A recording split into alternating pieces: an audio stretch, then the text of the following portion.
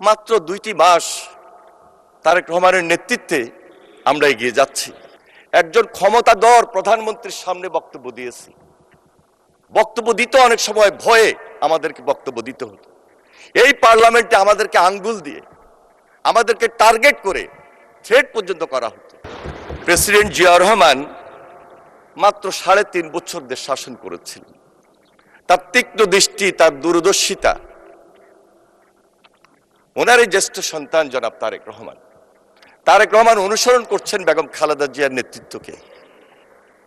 একই পরিবারের একজন প্রধানমন্ত্রী, আরেকজন হলেন এখনকার প্রধানমন্ত্রী, আরেকজন ছিলেন রাষ্ট্রপতি। এটাও কিন্তু বিশ্বের ইতিহাসে বিরল। ইচ্ছা করলেই একটা পরিবারের মধ্যে 3 জনেই একটা রাষ্ট্রের নেতৃত্ব দিবেন, দেশের নেতৃত্ব দিবেন, সহজে চোখে পড়ে না মাননীয় স্পিকার। একটা দেশবান্ধব, জনবান্ধব, গণবান্ধব সরকারের পক্ষে যদি উনি কাজ না করতেন, তাহলে ওই পরিবারের পক্ষে এই যে অবস্থানটুকু তুলে ধরা, এটা হয়তো বা সম্ভব হতো না মাননীয় স্পিকার।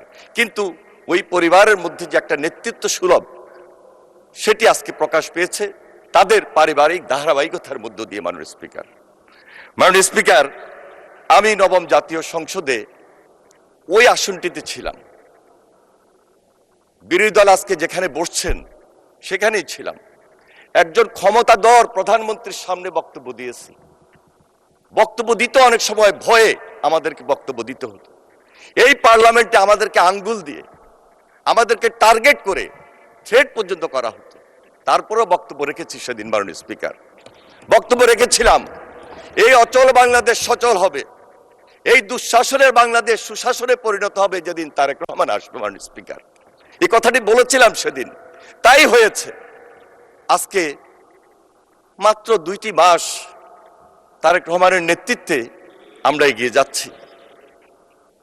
আপনি ভুল ধরবেন, কিন্তু ভুলের পাশাপাশি কতটুকু শুদ্ধ, কতটুকু উত্তম, সেটাকে আগে বলে আমার ভুল ধরা উচিত মাননীয় স্পিকার। আজকে তারেক রহমান তিনি আমাদের নতুন পথ দেখিয়েছেন, কিভাবে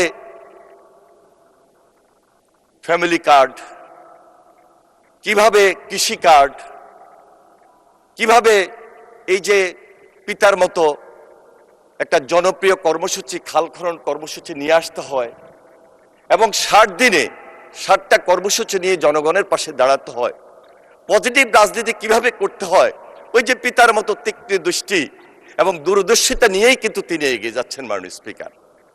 আমার বিশ্বাস আজকে এই হাউজে সর্বসম্মতিক্রমে আমরা যেভাবে ঐক্যবদ্ধ হয়েছি, বাধা আসবে, বিপত্তি আসবে, মত থাকবে, পথ থাকবে, কিন্তু ঐক্যবদ্ধতাই আমাদের আসল হাতিয়ার মাননীয় স্পিকার। আমরা তারেক রহমানের নেতৃত্বে এই বাংলাদেশটাকে সুন্দরভাবে দেখতে চাই, দেখতে পারবো মাননীয় স্পিকার, যদি তার হাতটাকে আমরা বেশি বেশি শক্তিশালী করি।